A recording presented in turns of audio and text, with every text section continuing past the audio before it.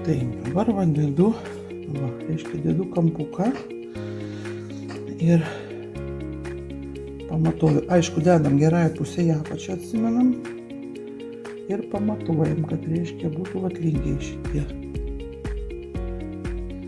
Tai kad būtų lygų ir tada žiūrim šitą kraštą, šitie irgi lygiai. Gerai, prilaikom ir prismeigiam su adatikėm, kad niekas niekur nenučiuoštų.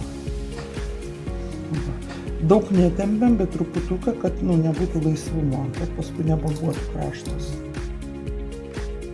Ir prismeigiam. Štai ir viskas. Ir dabar pradedam jungti. Pasisnurčiau visą šitą. Tiesa, aš neturiu poralono ir neturiu to putų polistirolas.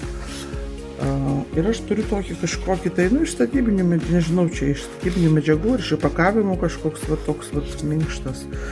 Aišku, jisai plonas, būtų geriau storesnis, tada adatą gali įsmeigti tiesiai. Čia man taip reikia biškį šonų smeigti, kad laikytųsi ir kad labai tos adatos nebūtų iškilusios. Nes kai pradedi siūti, siūlas labai kabinasi už to adatų. Bet tai jau čia nieko nepadarysi, jau čia reikia pavargti. Kitaip neišeina. Kitos, mačiau, naudoja adatas su, reiškia, tokiais burbuliukais ant galo. Tokias. Nežinau, aš tokių nenaudoju. Bet jeigu ir naudočiau, tai nežinau, ar taip už to burbuliuko vis tiek kabinsis. Čia nepataikysi geriau.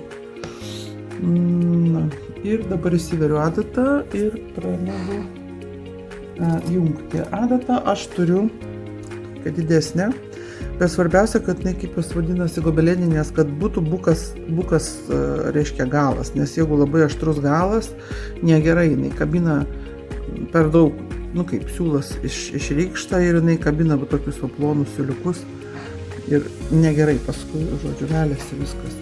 Tai bukų kampų yra geriausiai. Ir įdedu, aš dvigubą siūlą imu ir užtaisau adatą.